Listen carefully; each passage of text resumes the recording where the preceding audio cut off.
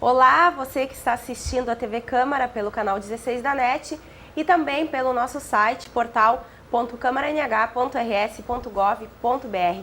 Está começando mais um programa Vitalidade. Hoje vamos falar sobre o mundo dos cosméticos e também dos produtos de higiene pessoal. Você sabe a composição daquilo que consome diariamente? Para esclarecer nossas dúvidas e trazer mais informações sobre esse universo, está conosco aqui no estúdio o esteta e cosmetólogo Leandro Silva.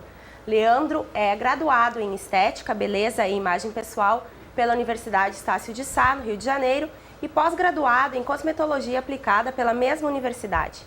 Durante os últimos 10 anos, vem trabalhando como consultor da indústria na área de desenvolvimento tecnológico de cosméticos e, além disso, é coordenador da Estética e o Beauty de Porto Alegre desde 2003. Ele está finalizando a graduação em Biomedicina pela Fevale para posterior obtenção do título de Biomédico Esteta. Ainda faz pós-graduação em Acupuntura Clínica e a Racionalidade da Medicina Chinesa e também a formação em especialista em eletroacupuntura do Colégio Brasileiro de Acupuntura e Medicina Chinesa. Leandro, seja muito bem-vindo aqui ao nosso programa Vitalidade. Muito obrigado, Tati. É um prazer estar aqui com vocês hoje. Vamos começar então falando um pouquinho mais desse universo, né, de produtos de higiene pessoal. Tem tanta coisa aí que a gente utiliza diariamente: shampoo, condicionador, creme dental, sabonete, sabonetes líquidos, Sim. né? E vários outros produtos de beleza, como pó, facial, bases, óleos, maquiagens, demaquilantes, esmaltes, né? Eu gostaria de te perguntar se cada vez tem mais novidades no mercado, tem mais marcas, novos tratamentos. O que precisamos levar em consideração antes de escolher o que levar para a nossa casa?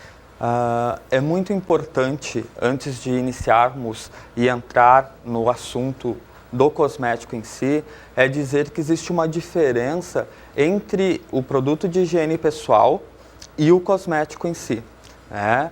Porque o produto de higiene pessoal, ele é um produto destinado a um loco que é a limpeza, ou da pele, ou do cabelo, e aí nós vamos ver que são as formulações de sabonete, seja ele líquido ou em barra, é a formulação do creme dental, ele em líquido ou em gel, seja ele um shampoo de limpeza profunda ou um shampoo mesmo de tratamento em si. E aí nós vamos ter os cosméticos, que são aqueles cremes para face, para o corpo, para o rosto, que são extremamente distintos, porque cada um deles vai trabalhar num loco regional diferente. E é isso que vai fazer com que eu tenha uma melhor escolha. Aonde esse produto vai atuar? Ele vai atuar como higiene pessoal ou ele vai atuar como cosmético? Bom, no caso da face, nós podemos escolher os cremes que são cosméticos. E aí nós vamos ter ainda dentro dessa variação de cosméticos, nutricosméticos, dermocosméticos, nanocosméticos, lipocosméticos, que são cosméticos que têm alcances diferentes. Então, se o nosso paciente ou cliente for em busca de um cosmético hidratante, por exemplo, esse cosmético hidratante, seja ele para face ou para o corpo, é uma fórmula mais simples e ele vai ter uma atuação mais superficial na pele. E aí dentro disso nós vamos ter vários compostos que vão fazer essa hidratação ocorrer. Vão fazer com que a água do teu organismo não evapore tão rápido pelo processo de oclusão desse cosmético hidratante, mantendo a tua saúde corporal, a tua saúde da pele e da face. Já um nutricosmético ou um dermocosmético, a ativação dele, Tatiane, é um pouco mais extensa. Mais extensa em que loco, eu digo? Na epiderme e derme, ou seja, ele já é uma substância semipermeável que vai atuar nas estruturas do corpo, da pele, do tegumento a nível mais profundo, interagindo com o nosso processo celular e interagindo também com o que a gente chama de NMF, que são os fatores de hidratação e tratamento natural que o nosso corpo produz. E aí entram elastina, colágeno, e aí as pessoas às vezes me permitem dizer, por exemplo, o colágeno. Ele é uma proteína de peso molecular alto que, se usado como forma de colágeno, ele não vai ser absorvido, ele vai ser mais hidratante. Agora, se lá na minha fórmula eu monto esse colágeno, que a proteína ela provém dos aminoácidos, eu pego os principais aminoácidos desse colágeno, coloco na fórmula em termos de aminoácido, esses aminoácidos eles são semipermeáveis à pele ou totalmente permeáveis, dependendo do veículo, do que vai carrear para dentro esse produto, interagindo com as células que lá estão. Então, tudo depende do loco regional e da atuação que eu quero dar. Dentro dos produtos de higiene pessoal, um pouco além do cosmético, mas falando para a população em si do produto de higiene pessoal, eu gostaria de dar 2 exemplos bem claros, assim. O sabonete em barra e o sabonete líquido, que é bastante comum. As pessoas vão ao supermercado, vão à loja de cosmético, mas não sabem como ele vai agir com a sua estrutura corporal. E eu diria o seguinte, por exemplo, o sabonete em barra, que é a base de hidróxidos, que vão fazer todo o arraste das impurezas que estão na pele, ele tem um pH mais alto e ele é específico para usar, por exemplo, nas axilas, nas partes genitais, porque o potencial de hidrogênio dele é um pouco mais alto, Então, ali onde tem bactérias que têm odores, enfim, que a gente precisa fazer uma higiene maior, como é o caso das axilas, a gente usa um sabonete em barra. Não só os bactericidas, daí você diz em linhas gerais. Antifungicidas, linhas gerais, isso. Até aqueles que dizem que são mais hidratantes. Perfeito. E aí nós vamos ter o líquido. Por quê? O líquido ele vai naquela parte mais sensível da nossa pele, por exemplo, o rosto. A pele do rosto, a pele do nosso corpo, ela é extremamente sensível, porque ela é um órgão de transpiração, regulação térmica, ela é um órgão de respiração do corpo humano mesmo. Então, o pH do produto, o potencial de hidrogênio desse produto tem que ser mais próximo do manto hidrolipídico da pele, ou seja, um pH de 5,5 em média. Então, veja a diferença. Enquanto eu tenho um de barra que é 11, eu vou ter um líquido que é em torno de 5,5. Ou seja, tudo isso para adequar ao loco de atuação. E o que acontece, por exemplo, se eu utilizar, porque eu acho que até porque o sabonete em barra acaba sendo mais barato que no líquido, Sim. Se eu utilizar sempre o sabonete em barra, ele resseca a pele, traz algum prejuízo? Sim. O que acontece? O arraste com o sabonete em barra é um pouco superior, ou seja, toda a capa córnea da tua pele e da tua face vai ser removida com maior intensidade. Tanto é que muitas vezes ocorre eritema, porque você tem um arraste do teu hidratante natural maior. Com isso, se você não fizer um tratamento bom posterior, a tua pele do teu corpo, a pele da tua face vai entrar em desequilíbrio. Então, por esse motivo, nesse loco regional se deve sempre usar a substância líquida para que tenha esse equilíbrio mais adequado. É por isso que se diz, então, que a estética e a cosmetologia têm uma ligação com saúde pública, que nem nós estávamos falando antes de começar o programa? Perfeito, Tatiane. Assim, quando nós falávamos sobre cosmetologia, e eu pontuei a questão da saúde pública, é porque todos os produtos de higiene pessoal, eles estão intimamente ligados à saúde pública, porque são produtos que todos devem ter acesso, porque eles evitam com que as pessoas tenham doenças posteriores, ou que tenham contato com micro-organismos posteriores que possam vir desenvolver algumas doenças. Então, eles fazem um arraste mais profundo, eles fazem uma higienização mais profunda e eles preparam a tua pele para um tratamento. Enquanto o cosmético, que ele é derivado de origem animal, vegetal, natural, enfim, ou mesmo substâncias sintéticas, ele está ali mais para embelezar, ele está ali mais para tratar. Ele não está para fazer uma prevenção, para fazer uma remoção, por exemplo, de impurezas profundas da pele, como é o caso dos sabonetes na parte de higiene pessoal.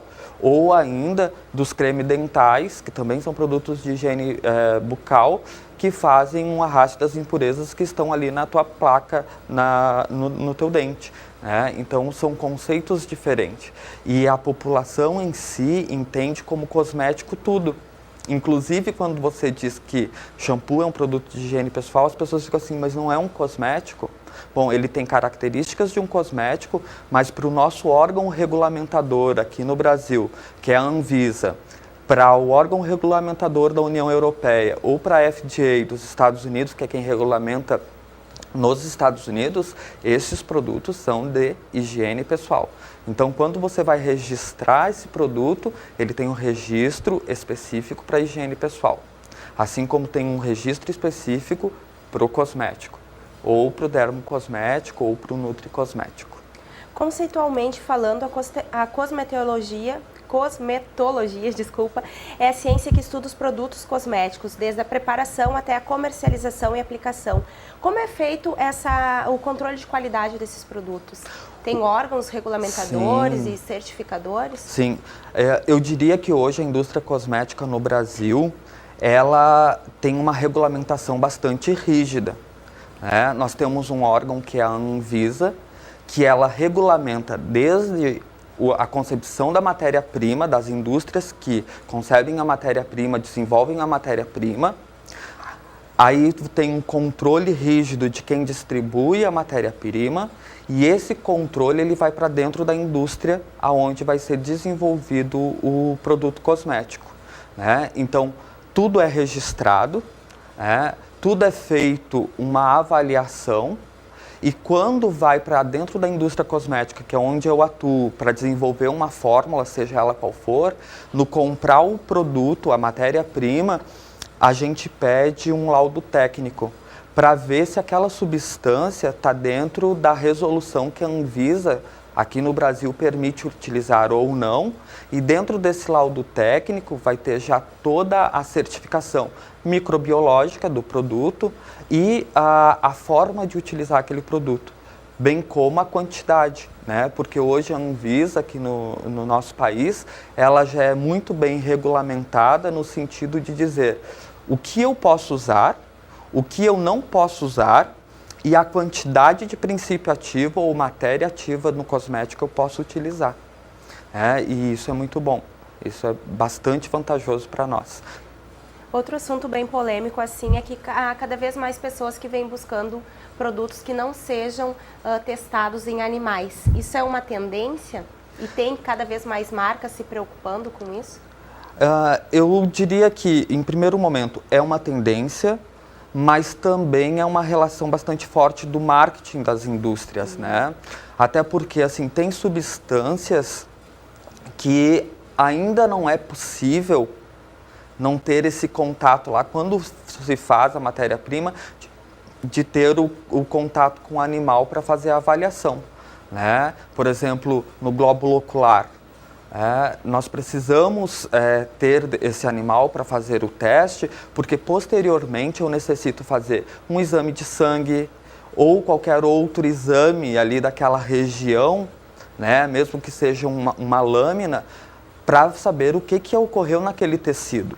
E o tecido mais similar ao glóbulo ocular da minha pele é o dos animais, ou do coelho, ou no caso dos olhos, ou do boi, enfim, e que é utilizado.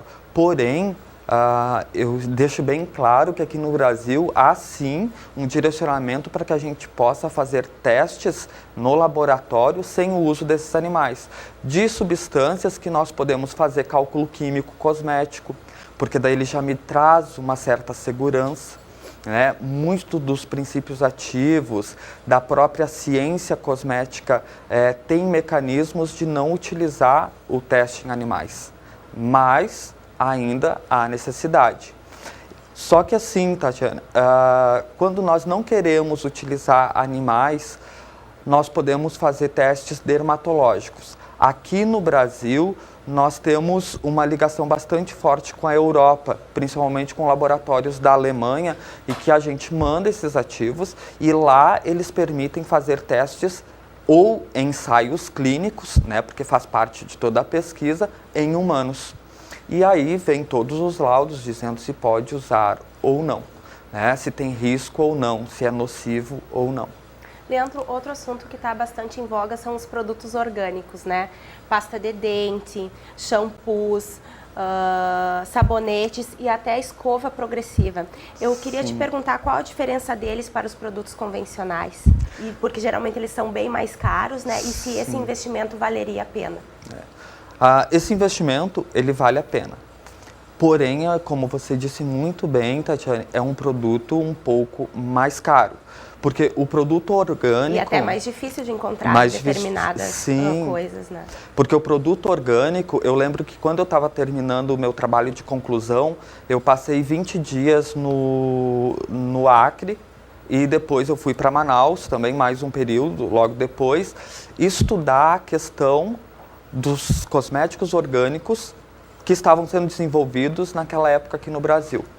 E eu observei o seguinte, o princípio ativo daqueles cosméticos todos, de forma geral, eles dependem do desenvolvimento sustentável, regional, eles trabalham a questão da sociedade em si, só que para que seja reconhecido aqui no Brasil, ou mesmo por órgãos certificadores, como cosmético natural, 95% desse cosmético ele tem que ser de origem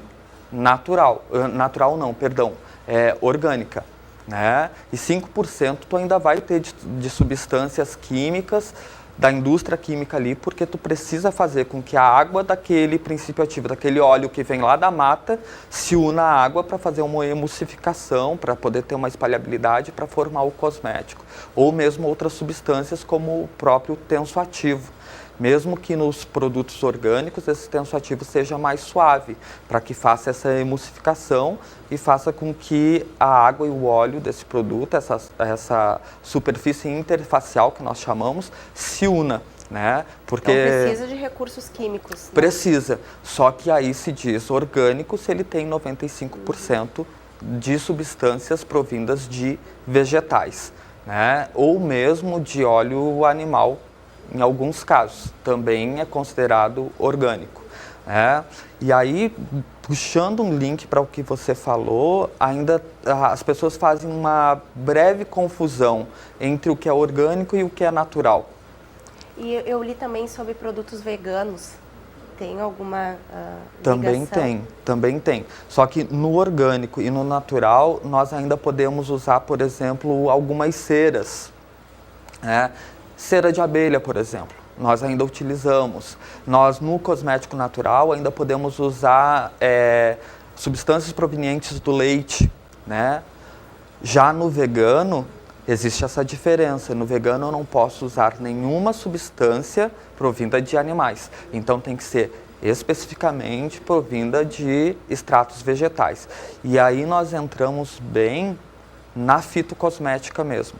Né? A fitocosmética que é aquela que usa raiz, caule, folhas, frutos, extração de óleos para fazer esse cosmético. Porém, eu posso te orientar que é muito mais caro e aqui no Brasil nós temos poucas indústrias que estão realmente nesse setor. Né? Enquanto no setor vegano, que eu digo. Agora, quanto ao orgânico, que é 95%, muitas marcas que não usam o marketing de orgânico, que são indústrias grandes, na sua composição já tem cosméticos que provêm desses óleos, desses extratos naturais. Elas só não usam isso como marketing para suas empresas, né? Principalmente aquelas que vêm importadas para nós, que vêm de fora. Você falou que nem tudo que tem uma diferenciação entre o natural e o orgânico também, né? Sim, eu ia entrar num assunto, desculpe, e acabei dando um retorno diferente. Como eu falei, o orgânico é 95%. E o natural, para ele levar o nome de natural e para ele ser aceito nos níveis de certificação, 50% é de extratos naturais e o outro 50% eu posso trabalhar outras substâncias. E aí eu já consigo a certificação. Então, tem certificações nacionais para esse tipo de produto. Sim. Ou só do exterior, por exemplo, internacional? Hoje existe no Brasil certificações a nível internacional e a nível nacional. Nós temos, por exemplo, a EcoCert, que é francesa, ela já está, desde a época que eu comecei a estudar, em mais de 50 países, e ela certifica. Posso ainda relatar que ela é bastante rígida, quando você demonstra os laudos, a formulação cosmética, a forma de atuação, enfim, para te dar o certificado. E aqui no Brasil nós temos alguns movimentos de organização de agricultores, de extratos vegetais, que montaram uma associação e também dão esse certificado.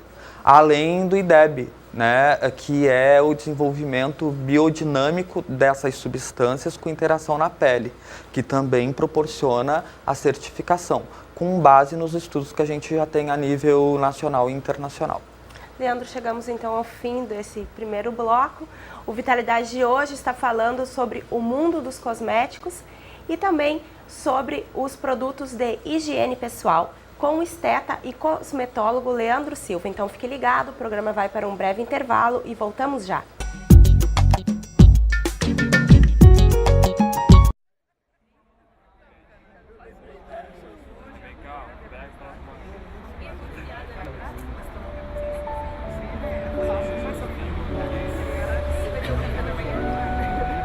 Cada um com os seus problemas. E o CVV? Para escutar os de todo mundo, ligue 141 ou acesse o site cvv.org.br e encontre apoio emocional. CVV, a linha da vida. Se a liberdade e a democracia não são termos equivalentes, certamente são complementares. Sem liberdade, a democracia é despotismo. A democracia sem a liberdade é uma ilusão. Otávio Paz. Seja livre, participe da vida política de sua cidade, dê as suas sugestões, faça as suas críticas, através do site câmaranh.rs.gov.br. Estamos de volta com o programa Vitalidade. O assunto de hoje é o mundo dos cosméticos, novidades, composição e saúde. E o nosso entrevistado é Leandro Silva, que tem vasta experiência teórica e prática no assunto. A repórter Virgínia Machado foi às ruas aqui em Novo Hamburgo e conversou com a comunidade sobre suas principais dúvidas em relação a esse assunto. O nosso especialista vai ajudar a responder cada uma delas. Vamos lá? Diariamente, usamos uma série de produtos de higiene pessoal e beleza, mas muitas vezes desconhecemos a sua composição química ou reações. Qual o protetor solar ideal? Dá para usar maquiagem no verão? Viemos até o centro de Novo Hamburgo para conferir essas e outras dúvidas sobre cosmetologia. Olá, tudo bem? Eu gostaria de saber qual é o melhor fator para uma pele branquinha e se tem alguma maquiagem indicada. Obrigada. Bom, Caroline, obrigado pela tua pergunta. É bastante importante a ênfase que ela deu em relação ao loco regional de atuação, que é a pele branca dela, E o que eu posso usar de fator de proteção solar, que é o primeiro momento da tua pergunta. Eu diria que a Organização Mundial de Saúde, ela é bastante específica, que no mínimo uma pessoa de pele, seja ela branca ou mesmo morena ou negra, ela deve usar no mínimo um fator de proteção 15. Isso é o mínimo. E a relação que ela faz em relação aos cosméticos de maquiagem, eu diria para ela que se preocupa com a proteção solar, com o fator que ela pode usar, que ela procure marcas que tenham bases, que já tenham esse fator de proteção, para que ela tenha uma proteção na sua pele dentro da própria maquiagem.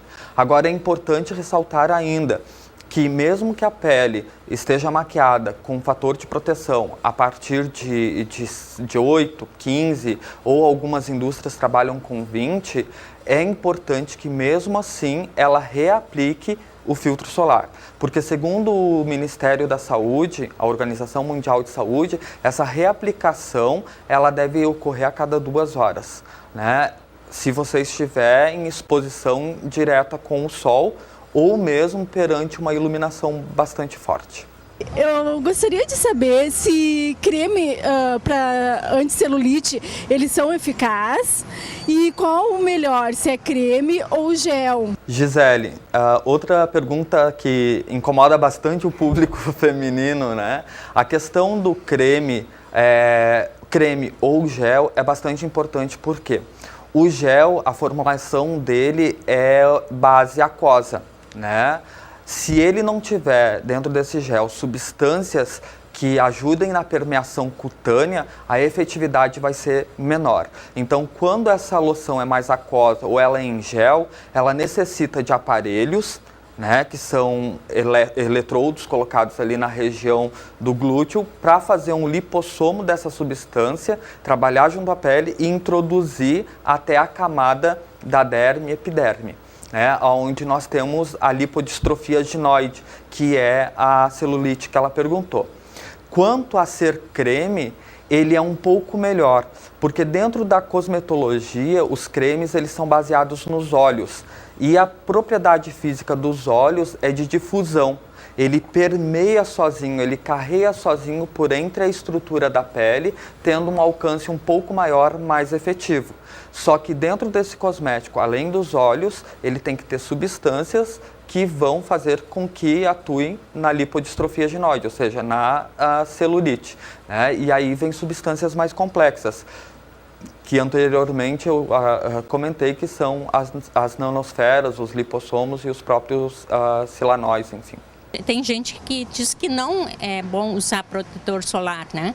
Que faz mal, que provoca câncer daqui a uns anos. Aí é isso que...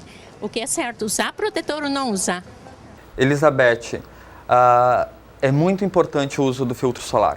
Em hipótese alguma se deve sair ao sol ou tomar sol sem usar o filtro solar, porque ele é responsável por proteger da radiação solar, ou seja, dos filtros solares. Seja esse filtro um filtro UVA ou UVB, ou os dois em conjuntos na formulação, ambos vão te proteger.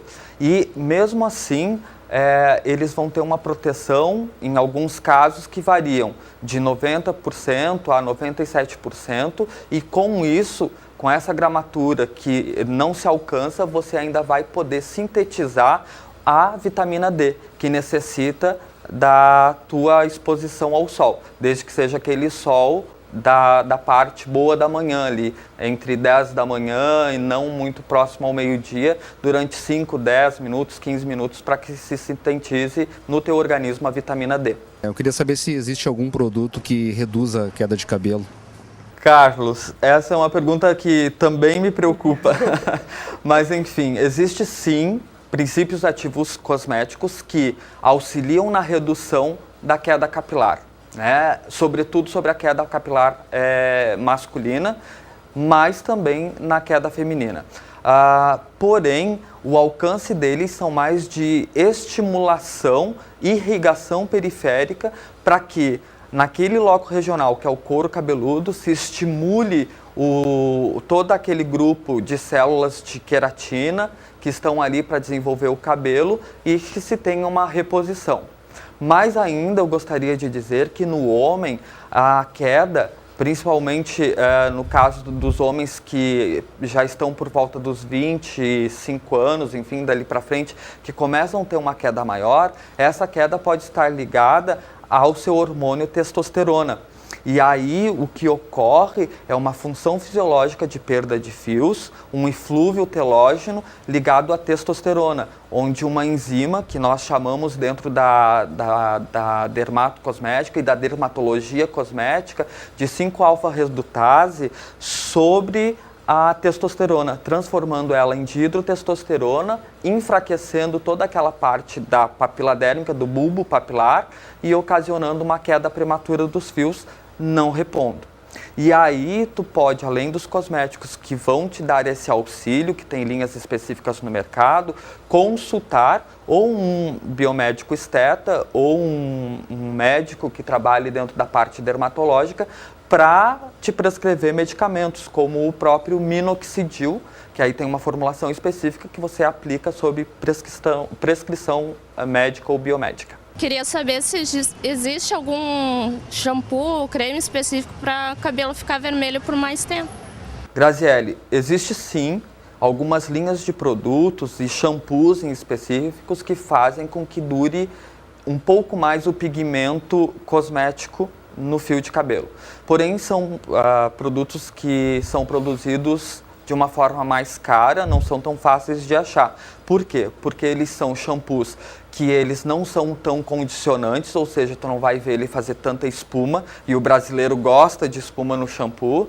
E esse shampoo ele vai ser rico em pigmentos, em pigmentos vermelhos, ou em pigmentos marrons, ou em pigmentos mel para os loiros, fazendo com que a manutenção da cor dos cabelos ocorra por um maior tempo.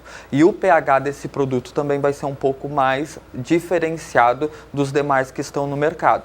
Então, ou você vai encontrar numa loja de cosméticos ou direto nas indústrias. Eu gostaria de saber, no meu caso, que tenho a pele muito sensível e os poros bastante abertos, qual o tratamento mais adequado, uma vez assim que eu não uso nada? Não tenho nenhum tratamento adequado e eu gostaria de saber porque a minha pele é feia. Risolete, o tratamento mais adequado é sempre fazer no mínimo uma hidratação e uma aclimatação da tua pele, principalmente pelos poros serem mais abertos, ou seja, tu tem uma transpiração maior, uma atividade maior na tua pele, e eu observei que ela também é bastante clara. Então, o ideal para você que relatou que não usa nenhum cosmético, primeiro é fazer uma aclimatação. Essa aclimatação dentro da cosmetologia, nós receitamos ou indicamos que durante 30 dias você faça o trabalho com um esteta, ou com um biomédico, ou com o próprio médico, ou ainda esteticistas, durante 30 dias com substâncias. Tu vai fazer uma higienização da tua pele, uma preparação diária, de manhã e também noturna, para que você acostume a usar essas substâncias. E durante toda essa aclimatação você vai vir a usar fator de proteção solar, para que a tua pele esteja bastante protegida, né? E como você disse que a tua pele é bastante feia, na verdade eu pude observar, não é bem assim, né?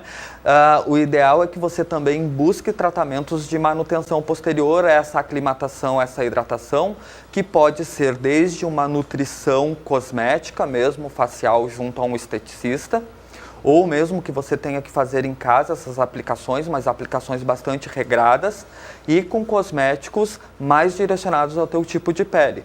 Obviamente, como eu não estava perto de ti, eu não pude ver como que se comporta a tua região T e se há alguma secreção sebácea ou não há, para que eu possa indicar ainda melhor o cosmético para você usar. Mas é importante sim que você tenha um acompanhamento de uma pessoa e você regre a utilizar esses produtos. Depois de todos esses esclarecimentos diretamente para a nossa comunidade, Leandro, eu queria te perguntar, assim, as pessoas querem cada vez produtos que ajam na eliminação de frizz, deixar os cabelos mais lisos ou mais cacheados, desodorantes que durem 48 horas, né? Ao mesmo tempo que elas querem produtos mais naturais, elas querem produtos mais avançados tecnologicamente. Isso combina? Assim, é possível eu encontrar um produto assim? Ou todos os produtos, esses produtos, eles têm muita química, por exemplo? Na verdade, a cosmetologia, ela tem boas práticas de formulação. Então, tudo que está no mercado e que o cuidado que se tem que ter na hora de comprar é ver se ela tem registro na Anvisa e se essa indústria tem autorização de funcionamento, você pode utilizar sem risco algum, né? Há, claro, alguns produtos que, de forma geral na comunidade, alguns dizem, é cancerígeno, não faz a proteção adequada, mas não é assim que ocorre, né? Por exemplo, no caso dos antitranspirantes, querem 48 horas de duração. Bom, a 48 horas de duração depende de um cosmético que faça oclusão. O que é uma oclusão? É fazer um filme protetivo na tua axila, fazendo com que aquele nível de glândulas que estão ali sudoríparas não soltem o suor e não tenha aquele cheiro. Então, isso depende de compostos químicos um pouco mais entre aspas, mas bem entre aspas mesmo, agressivos, né? Mas agressivos quando a gente fala no elemento químico, não na substância ou matéria-prima cosmética, porque elas já são avaliadas e tem um grau de estabilidade que a gente possa utilizar. E isso vale também para os cremes, para os shampoos, para todos os produtos cosméticos. A gente nota uma preocupação bem grande assim, de pessoas que vêm buscando alternativa aos desodorantes que não possuam alumínio. É um mito isso ou o alumínio realmente pode trazer algum problema para a saúde da pessoa? E são esses desodorantes, eu até dei uma pesquisada, o valor dele é bem alto, né, sem esse componente.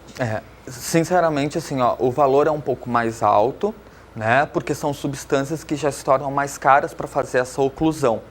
E já o dióxido de alumínio, enfim, o cloridrato de alumínio, ou o próprio alumínio, como chamam, ele é um princípio ativo mais em conta, uma matéria-prima mais barata.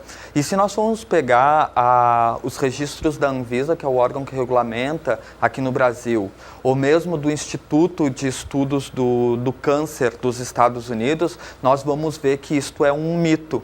Por quê? Porque o alumínio ele já está no nosso organismo, né? E mesmo que você aplique, você vai depois fazer exames sanguíneos e você vai ver que esse nível de alumínio ainda é muito baixo no organismo.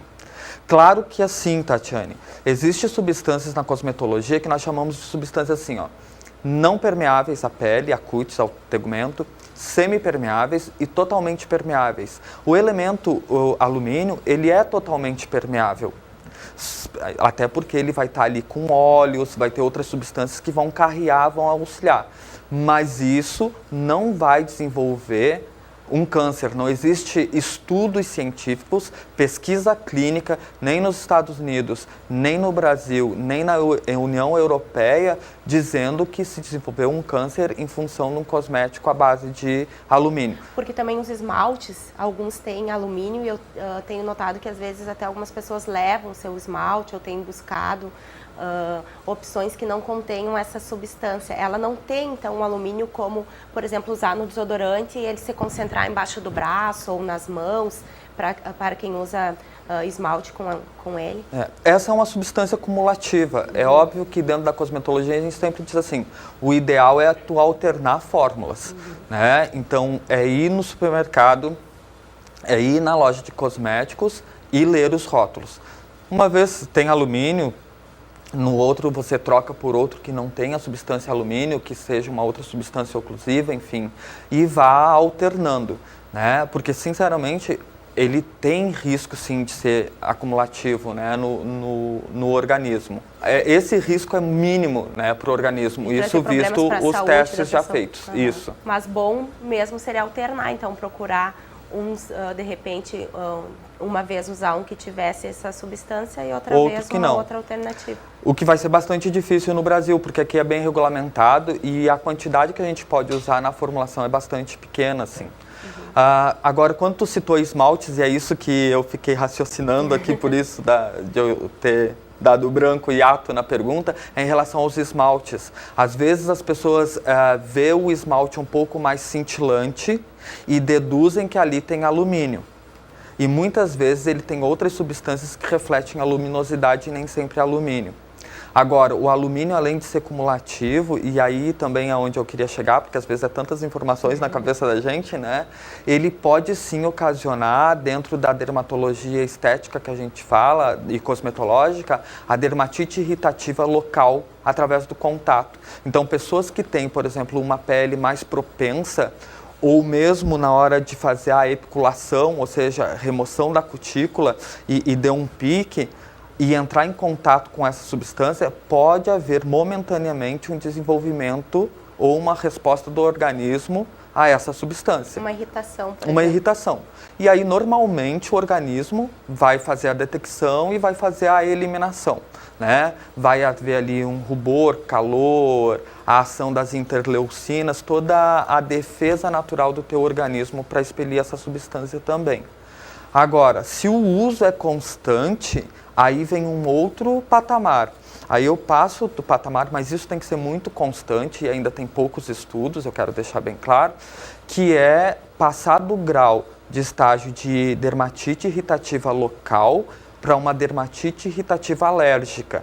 E aí sim, a pessoa que entrar em contato com aquela substância, a cada vez que ela entrar em contato, ela vai desenvolver ou vai desencadear a reação. E aí tem tratamentos médicos que vão auxiliar essa pessoa. Aproveitando o gancho dessa tua resposta, eu vou te perguntar o que são então os produtos hipoalergênicos e que substâncias costumam dar mais alergia, além então de possivelmente, né, o alumínio. E em quais regiões do corpo, né, costuma ter mais, desenvolver mais a alergia? E como eu posso notar, por exemplo, assim, eu sou uma pessoa alérgica a algum tratamento de beleza ou algum produto descolorante? A primeira visão de uma pessoa que tem propensão a desenvolver um processo de dermatite irritativa é o eritema. Então, assim, o loco aonde pode ocorrer é em todo o corpo, porque o cosmético tu aplica em todo o teu sistema tegumentar, né? Pode ser um creme para as tuas pernas, pode ser um creme para toda teu tegumento, teu tórax, enfim, toda a tua pele, pode ser um creme de celulite para o glúteo, pode ser para a face, ou mesmo um produto que vá no couro cabeludo. Então, a dermatite pode ocorrer em qualquer uma dessas regiões. A primeira incidência é o eritema, né? Se você teve eritema seguida de uma coceira, e talvez um prurido, em alguns casos isso vai ocorrer, você já está com o sintoma e com características de uma irritação local ali que pode desencadear posteriormente a alergia, né? Agora, quais substâncias podem ser mais irritativas ou menos irritativas? Depende da predisposição de cada um. Por quê? Porque quando se desenvolve uma fórmula cosmética, nós desenvolvemos para um público muito grande. Então, dentro desse público, existe o fator ambiental do clima, que pode interferir, o fator da tua predisposição genética de formação de pele pode interferir. Então, você vai ter todos os compostos e todos eles, em graus diferentes, pode provocar uma reação. Só que, volto a dizer, é bastante difícil, porque na indústria cosmética nós estabilizamos muito bem o produto e procuramos sempre adequar ao produto para aquela região. Por exemplo, o nosso país é um país tropical, então as nossas fórmulas são fórmulas para uma temperatura mais tropical, né? Diferente dos produtos, por exemplo, que vêm da Europa, que quando chegam aqui, trazidas pelos clientes, né? Muitas vezes eles não sentem que a ação foi por completo ou que mudou a fórmula porque não é adequada para aquele sistema, para aquele fator ambiental. E aí ainda volto a dizer, né, no caso dos hipoalergênicos que você me perguntou, hoje o hipoalergênico está em reduzir essa questão, essa incidência de irritação inicial. E aí nós começamos poder chamar um produto de hipoalergênico pelo tratamento da água. Parece ser assim estranho, né? Mas todos os produtos cosméticos eles contêm bastante água. E antigamente a água não era muito bem tratada na indústria cosmética, né? Quando não se tinha uma regulamentação. Então hoje você faz um tratamento, inclusive com ultravioleta, com osmose reversa dentro da indústria, para purificação da água, para que em contato com essas substâncias eu possa chamar ele de hipoalergênico ou usar isso como marketing. Além disso, eu também posso dizer que um produto é hipoalergênico quando um grupo de dermatologistas ou uma certificadora, como é a Dermatest da Alemanha, certifica e fez estudos clínicos em seres humanos, né? Não em placas, não em animais, mas em seres humanos, e que notou ou que gerou um laudo atestando que aquele produto é hipoalergênico. Tá? E aí, além disso, a própria substância cosmética são cosméticos que têm menos permeabilidade cutânea, né? E aí a gente pode chamar de hipoalergênico. Muito obrigada, então, Leandro, pelas informações. Nós vamos a um breve intervalo e voltamos já.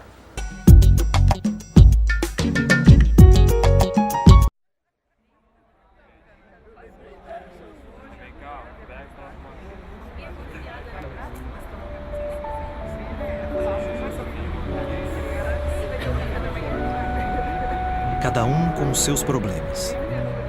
E o CVV? Para escutar os de todo mundo, ligue 141 ou acesse o site cvv.org.br e encontre apoio emocional. CVV, a linha da vida. Se a liberdade e a democracia não são termos equivalentes, certamente são complementares. Sem liberdade, a democracia é despotismo. A democracia sem a liberdade é uma ilusão. Otávio Paz. Seja livre, participe da vida política de sua cidade, dê as suas sugestões, faça as suas críticas, através do site câmaranh.rs.gov.br.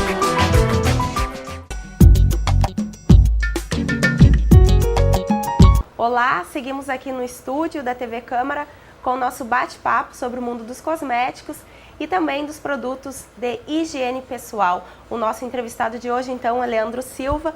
Leandro, essa pergunta aqui que eu gostaria de te fazer, ela é bem complexa, acredito, né? E se é crescente a procura de produtos sem corantes, sem fragrâncias artificiais, sem parabenos e silicones ou sem ingredientes da indústria petroquímica ou de origem animal, como a gente já falou anteriormente, testado em animal. E se essas substâncias que a gente falou, mais os parabenos, né, as pessoas têm uma preocupação sobre isso, se elas fazem mal realmente para a nossa saúde, em que grau, ou se há um certo exagero em torno dessa questão?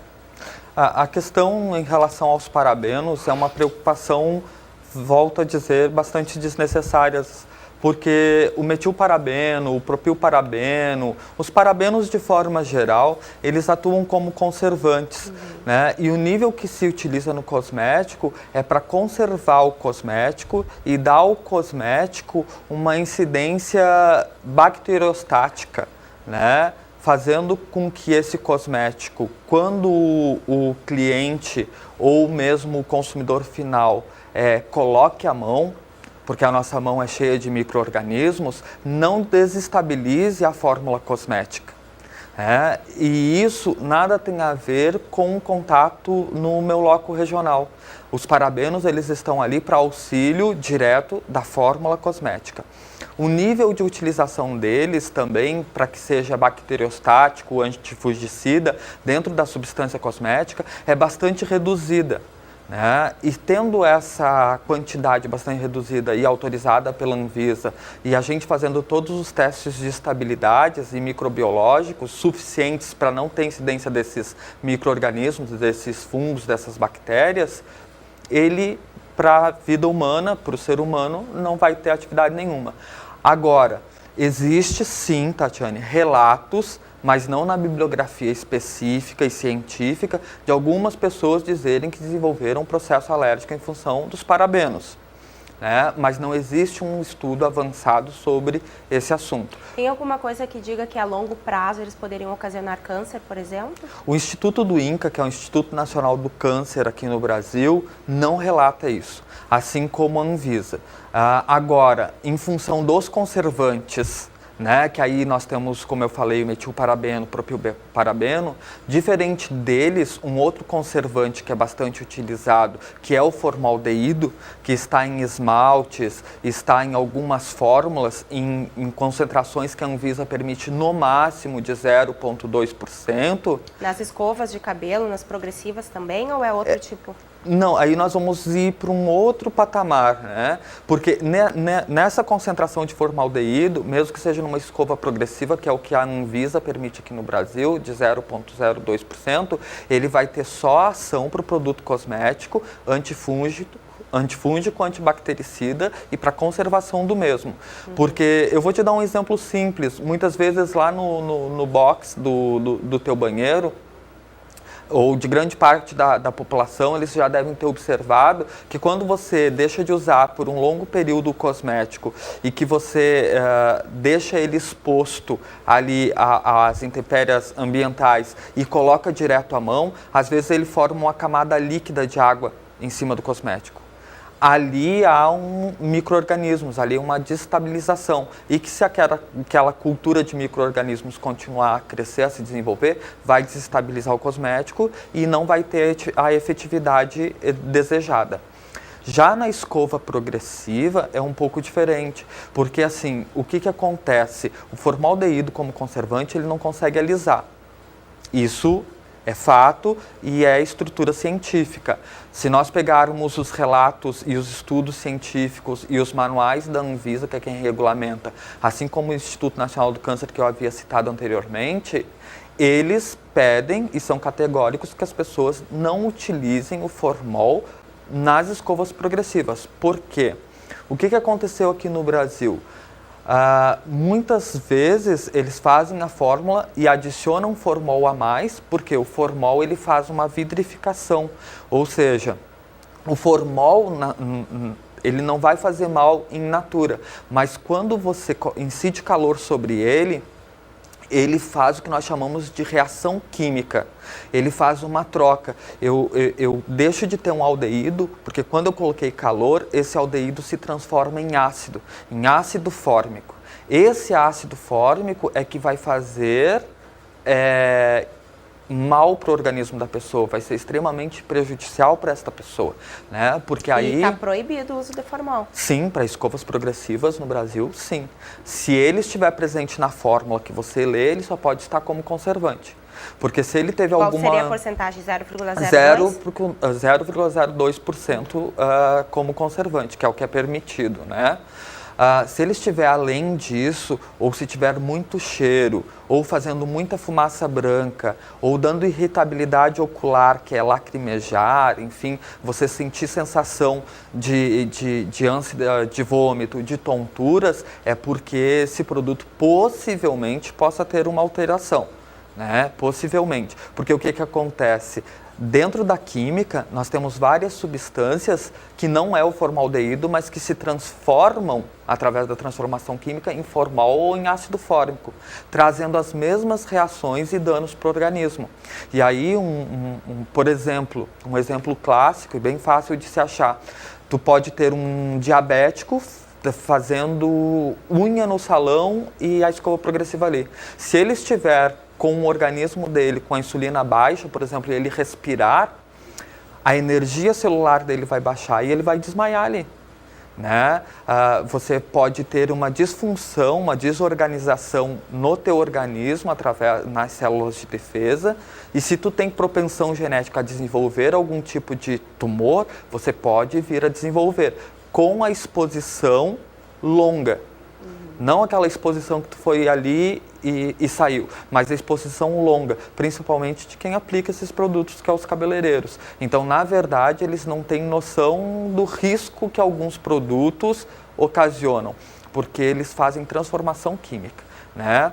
Eu lembro que quando eu assinei laudos para alguns processos, nós observávamos o seguinte, que não era a indústria cosmética fazendo alteração, eram profissionais da área da beleza comprando clandestinamente formol, adicionando no produto e utilizando, né? Chegando a um nível de 37%.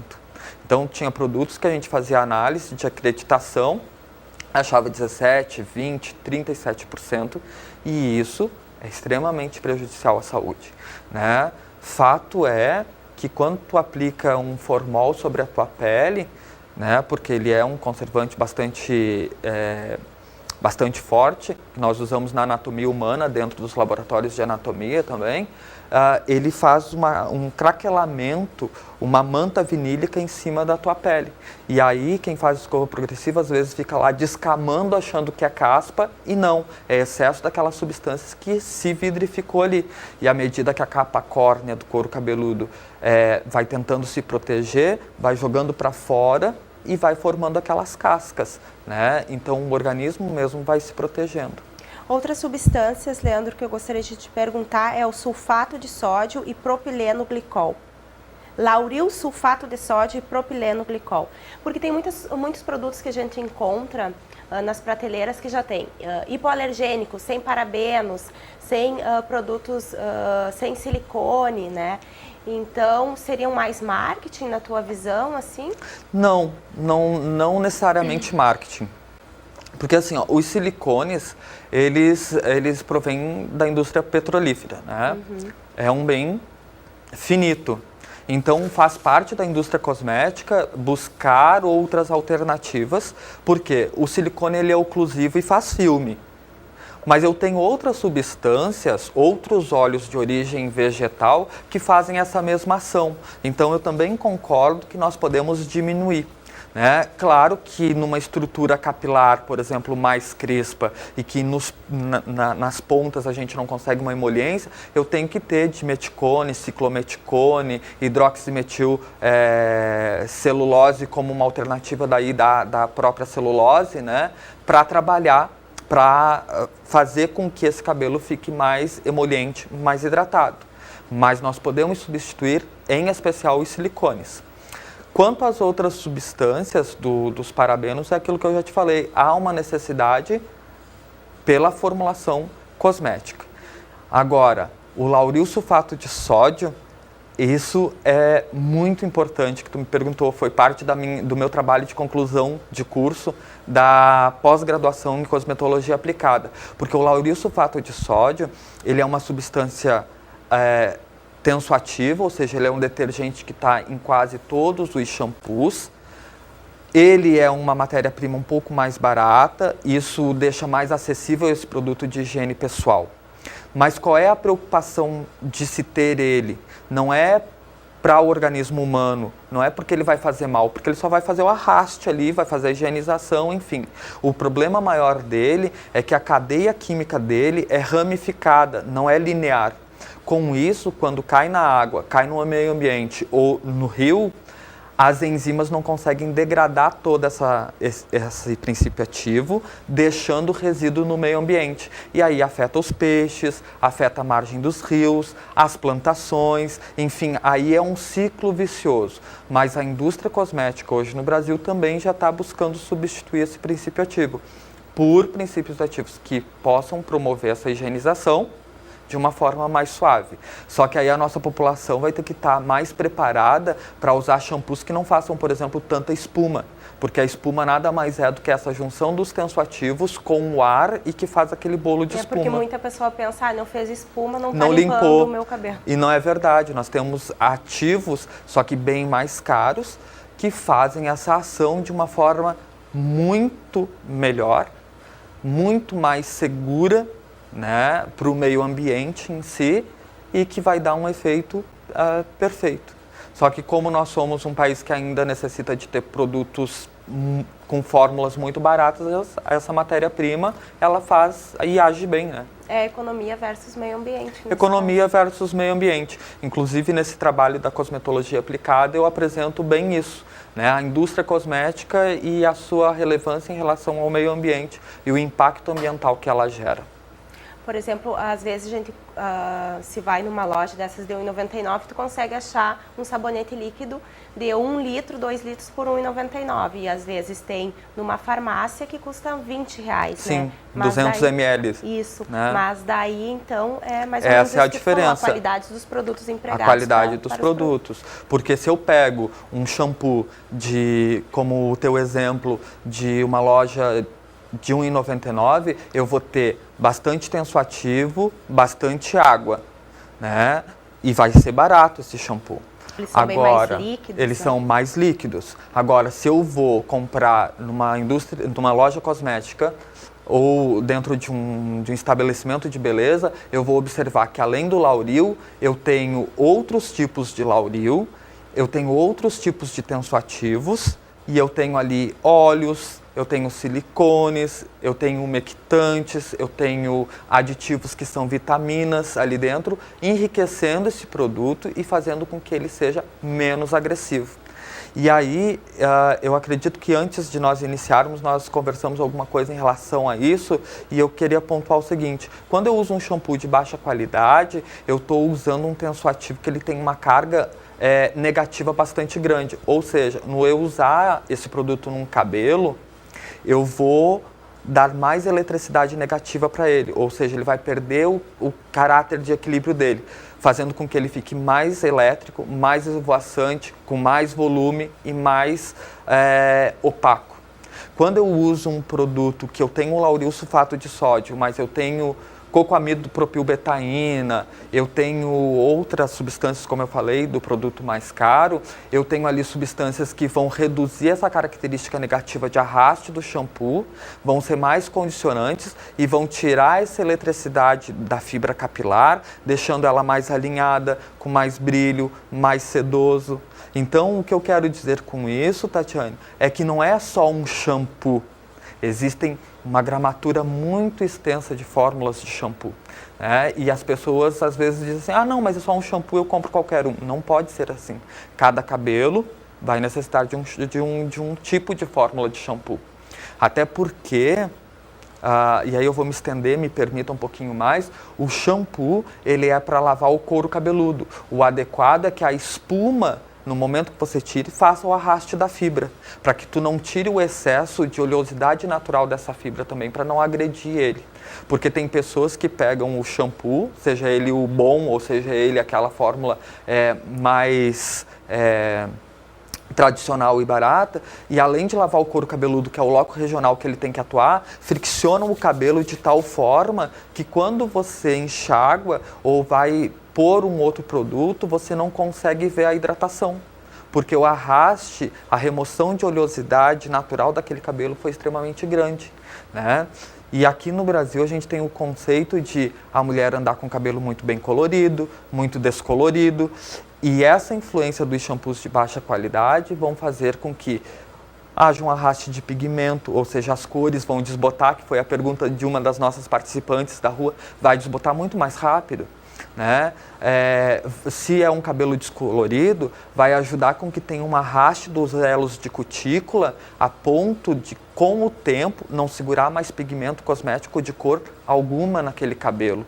E aí a pessoa diz, mas meu cabelo está sempre ruim. Não é que está ruim, é que o tratamento está sendo inadequado, né? Então é nesse sentido que a gente tem que pontuar. Gostaria de falar um pouquinho sobre as grávidas e sobre as mães que amamentam.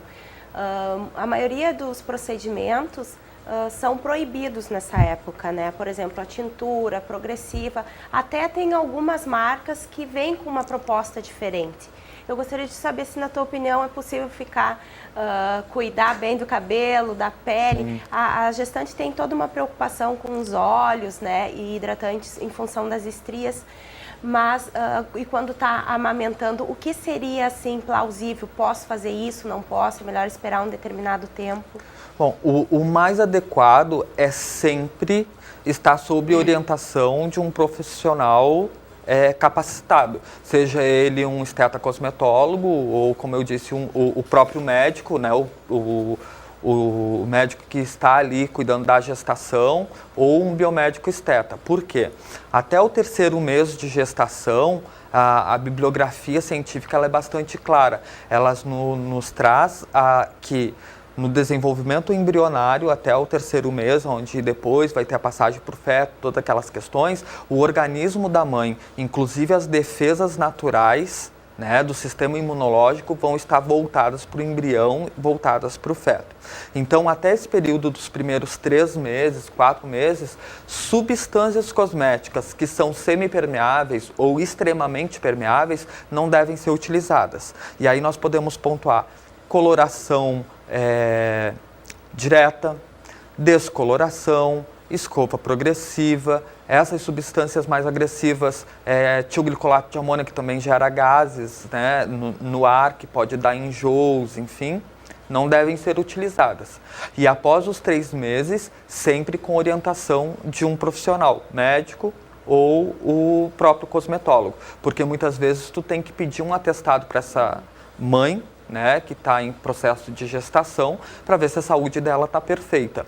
A partir desse período em que o feto já começa a ter um desenvolvimento maior e a mãe começa a recuperar aos poucos o seu sistema, tu já pode fazer, sim, alguns procedimentos que não encostem no couro cabeludo, porque as aminas, os fenóis que estão na tinta são, sim, bastante irritantes e você pode desencadear uma alergia ali. Então, você vai dar preferência a fazer uma mecha de papel, algo que não toque tanto o couro cabeludo. Agora, cosméticos que não são permeáveis, como o shampoo, como o sabonete, como hidratantes que têm uma estrutura molecular um pouco maior, uma cadeia carbônica de óleos maiores, ela já pode utilizar, que não vai ter dano algum, vai hidratar, vai manter essa estrutura, né? Principalmente porque nessa fase de gestação é bastante comum aparecer estria, enfim, e elas ficam bastante preocupadas. Então você pode pegar óleos, né, de procedência natural e fazer massagens, estimular o tegumento para que ele tenha uma reativação, tenha um aporte sanguíneo ali naquela região, para que a elastina, a reticulina, o colágeno tenha uma interação, fazendo uma proteção daquela pele que depois vai voltar ao seu estado normal, né, após ela ganhar o bebê. Leandro, agora seguindo, você já respondeu algumas questões em relação aos protetores solar. Em alguns a gente vê que assim, oferece proteção química e em outros oferece proteção química e física. Qual é a diferença? Assim, nós temos hoje as ondas eletromagnéticas, né, que tem uma bastante incidência, que nós chamamos de UVA, UVB, UVC. O que mais importa para nós nesse momento é UVA e UVB.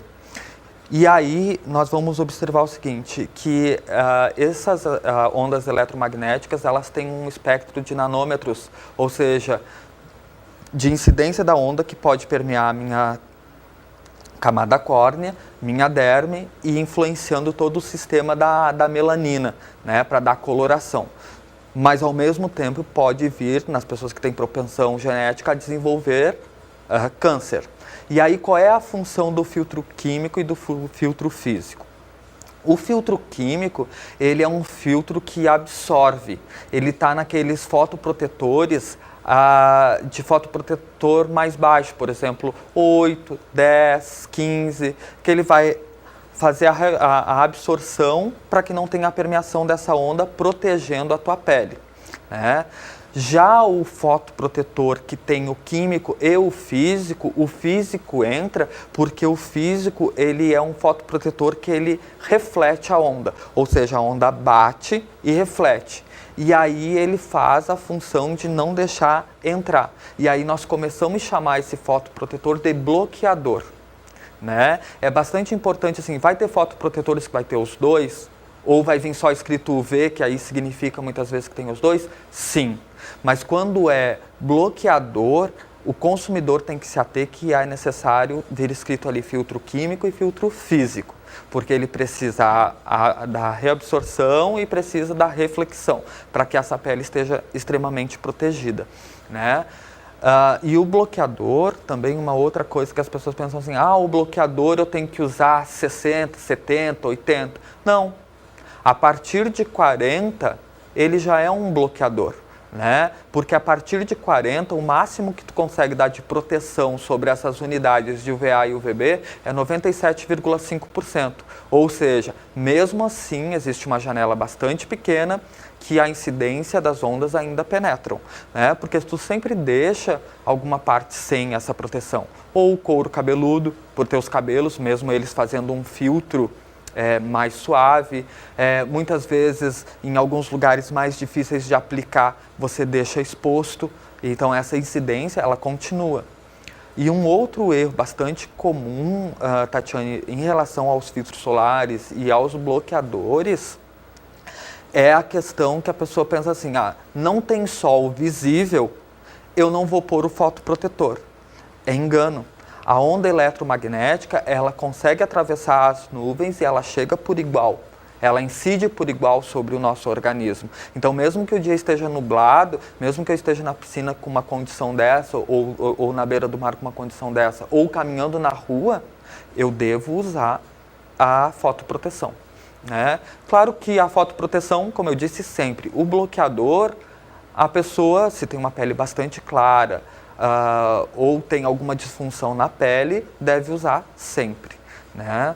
Outra coisa bastante importante, assim, entre o filtro químico e físico, eles ajudam no bloqueio para aquelas pessoas que têm propensão genética a desenvolver o melanoma e o carcinoma. Então, pessoas que têm propensão a desenvolver câncer ou têm histórico familiar devem usar sempre, né? Porque senão tu vai mexer na estrutura de tirosina, tirosinase e melanina, vai poder ter hiperpigmentação, vai poder vir desenvolver um melasma ou mesmo um carcinoma. Então, mas não tem problema nenhum o protetor ser químico, né? Não. De forma alguma. Não faz mal à saúde. Não faz mal à saúde, né? As pessoas às vezes pensam, vai fazer mal à saúde. Não. Agora, não quando é um produto certificado. Isso é bastante importante, porque se eu pego um produto que eu leio lá atrás e vejo que a indústria não tem autorização de funcionamento ou não tem registro no órgão competente que é a Anvisa, eu não devo usar, porque eles são extremamente permeáveis à pele, essas substâncias, né?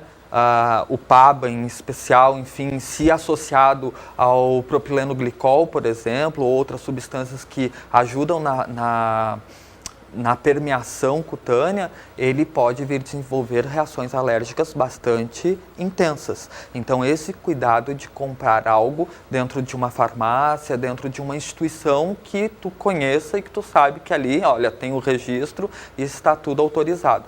Né? Ou mesmo o manipulado, porque hoje o manipulado ele também já tem características bastante perfeitas assim, né?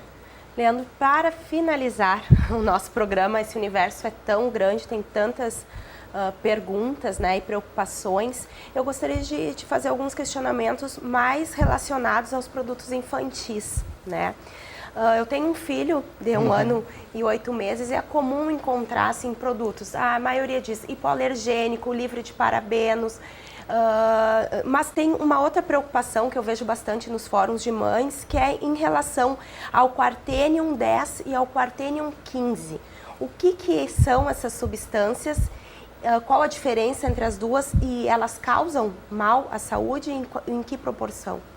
Bom, assim, antes de eu te responder, eu só quero fazer pontuar em relação ao alumínio, voltando um pouquinho à nossa pergunta anterior, e tu me falou em relação às mulheres e mulheres grávidas, né? Por que se levantou a hipótese do câncer em relação ao alumínio e eu não havia me referido anteriormente? É que nessa região nós temos gânglios linfáticos e quando há uma disfunção, um tumor ou qualquer coisa que esteja ocorrendo no nosso organismo, que foi detectado por anticorpos, houve toda a incidência de interleucinas, toda a nossa defesa natural, é natural que se formem ínguas e você veja que aqui está mais inchado, enfim, ou na parte do tórax, onde eu tenho mais propensão também a ter os vasos linfáticos. Então, foi isso que levantou a hipótese do câncer em relação ao alumínio, só para ficar bem claro, o que não está comprovado cientificamente. Agora, voltando em relação ao que tu está me perguntando agora, dos produtos cosméticos a nível infantil e dos quaternários de amônia, ou poliquartênios, é bastante importante essa preocupação. Primeiro porque o produto para crianças, seja ele um shampoo, seja ele um produto, uma sombra para uma maquiagem ou um lápis labial, ele deve ser de base aquosa. O que isso significa? A base aquosa, por o peso molecular ser alto, não deixa ter permeação cutânea. Né? Não tendo permeação cutânea e sendo de fácil remoção, ou seja, que a mãe consiga remover de tal forma fácil, esse produto ele já vai ter a característica hipoalergênica e não vai ter mal nenhum para essa criança. Mas ele tem que ser específico. Em termos de maquiagem. Em termos de maquiagem. Em termos de shampoo, por exemplo... e sabonete líquido, que hoje em dia é sabonete líquido da cabeça aos pés, que eles falam. Né? Esses sabonetes, eles já não usam para o produto infantil o lauril sulfato de sódio, por exemplo, que é mais reativo.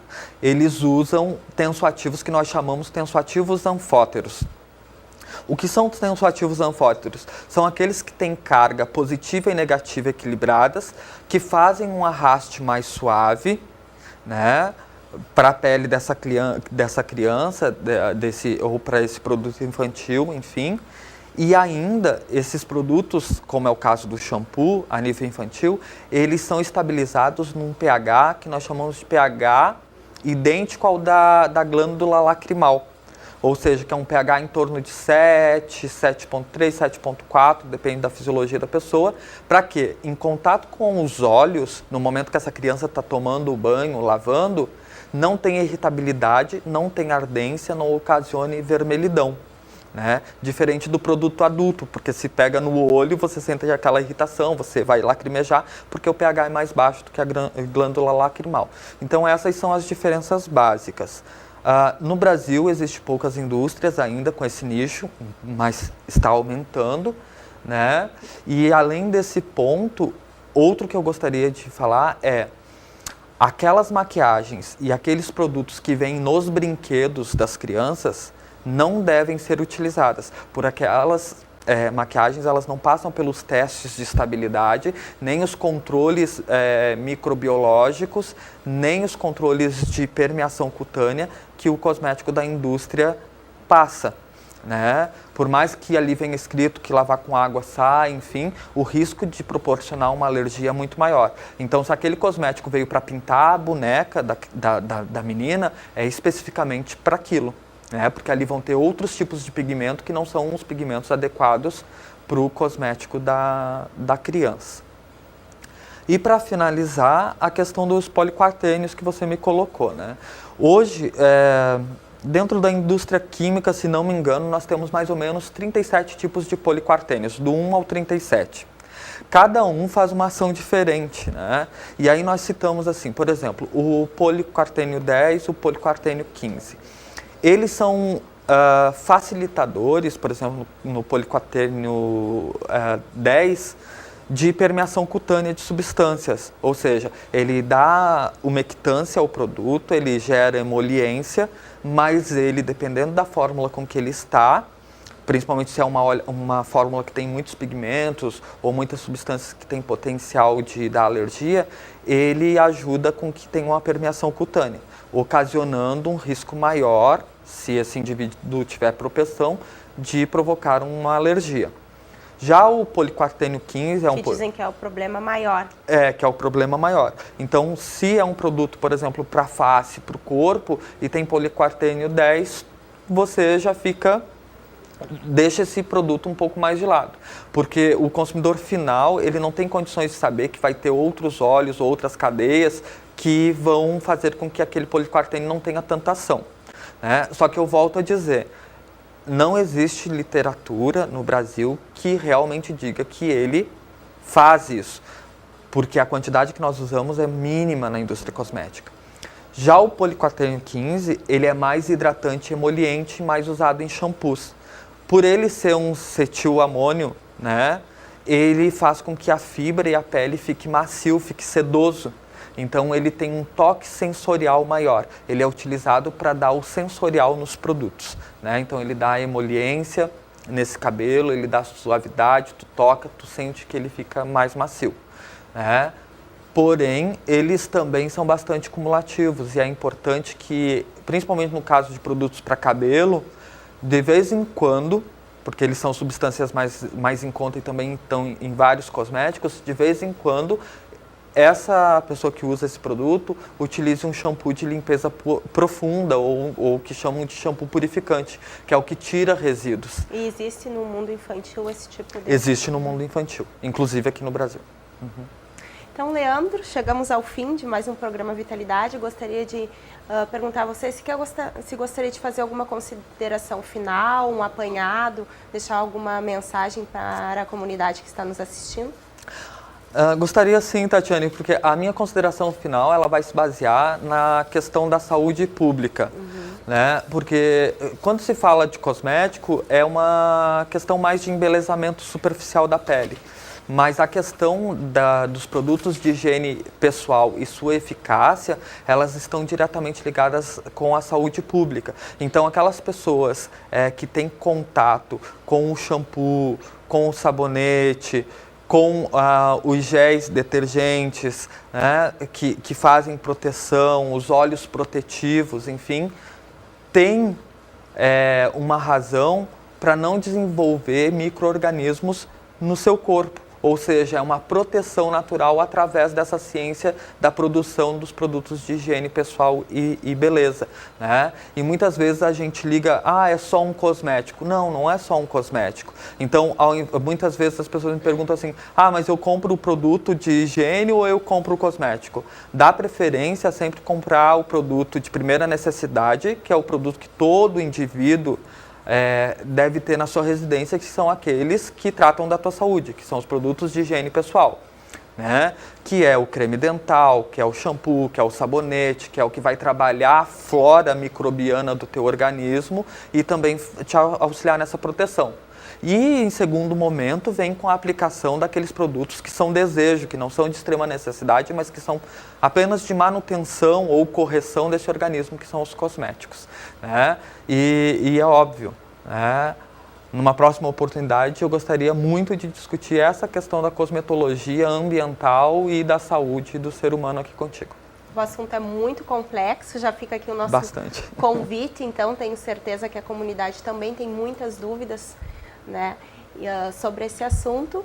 E já então fica o convite para uma próxima oportunidade você voltar aqui no Vitalidade para esclarecer esses assuntos então. Obrigado, Tatiane, obrigado pela oportunidade. E muito obrigado pela presença de hoje. Até a próxima. O programa Vitalidade se encerra por aqui. O entrevistado de hoje foi o esteta e cosmetólogo Leandro Silva. Ele nos trouxe importantes esclarecimentos sobre o mundo dos cosméticos e dos produtos de higiene pessoal. Espero que todos tenham gostado. O programa será reprisado aqui pela TV Câmara, canal 16 da NET, e pelo nosso site portal.câmaranh.rs.gov.br. Você pode também assistir a essa e outras edições do Vitalidade no youtube.com/TV Câmara. Nós ficamos por aqui. Muito obrigada pela sua audiência e até o próximo programa.